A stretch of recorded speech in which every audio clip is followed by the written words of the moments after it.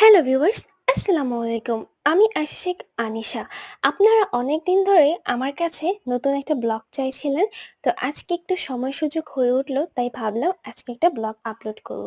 কিছুদিন ধরে আমার আম্মু আমাকে বলতেছিল যে মেহেদি গাছে মেহেদি পাতাগুলো পড়ে যাবে কিছুদিন পরে। এখনই হলুদ, হলুদ হয়ে আসছে। এখনই সময় মেহেদি পাতাগুলো তুলে মাথায় দেওয়ার। আর যেই গরম পড়েছে আজকাল, তেল দিয়েও হচ্ছে গিয়ে মাথা ঠান্ডা রাখা যায় না।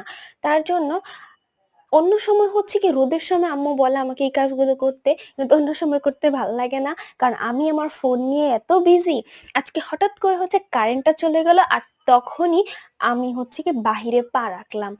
তো বারান্দা থেকে তাকিয়ে দেখতেছিলাম কারেন্ট নাই, কি করব কি করব? তখন ভাবলাম যে কারেন্ট নাই যেহেতু একটা ভিডিও করে রাখি। আর আমি বিজি হচ্ছে গিয়া সেইরকম কোনো কাজে বিজি না। আমি বিজি হচ্ছে আমি ফোন চালাচ্ছি তার জন্য।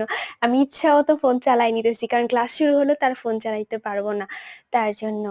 তো ফোনের যে কি একটা নেশা, কি আসক্তি সেটা বলে বোঝানো যাবে না। তো কারেন্ট যাওয়ার কারণেই হচ্ছে গিয়ে আজকে রুম থেকে বের হয়েছিলাম। তো গাছ থেকে মেহেদি তুললাম। তারপর একটু ব্লেন্ডার মেশিনে ব্লেন্ড করে তারপর সুন্দর করে এই বাটিতে নিয়ে নিলাম। আমি একটু ঢং করছিলাম। ভিডিও আপলোড করব যেহেতু। তো আমার কাছে এটা একটু সুন্দর লাগছিল। তারপর ভাবলাম যে ব্লেন্ডারগুলোর সাথে, সাথেই হচ্ছে গিয়ে আমি পরিষ্কার করে রেখে দেই। হঠাৎ করে আমার বোন হুমায়রা দেখলাম ছোট, ছোট করে পাতা করে ওই কলা পাতা কেটে বলতেছে এগুলো গরুকে দেওয়ার জন্য। তো আমি এগুলো গরুকে দিলাম। আর আমার ভাই ও যে কি করতেছে ওই স্টার দিয়ে গুতায়, গুতায় পেয়ারা খাচ্ছে। মানে হচ্ছে গাছ থেকে কড়া পেয়ারা পেড়ে ফেলছে। এখন কামড় দিয়ে খাওয়া যাচ্ছে না। তার জন্য স্টার দিয়ে হচ্ছে গিয়ে গুতায়, গুতায় তারপর পেয়ারা খাচ্ছে। তারপর হচ্ছে আমি ব্লেন্ডারটা ভালো করে ধুয়ে নিলাম। কারণ হচ্ছে যদি হচ্ছে কি না ধুয়ে রেখে দেই, কিছুদিন পরে এখানে জংকার পড়ে যাবে কিংবা হচ্ছে নষ্ট হয়ে যাবে। এটা দিয়ে তো পরে আবার ব্লেন্ড করতে হবে তার জন্য।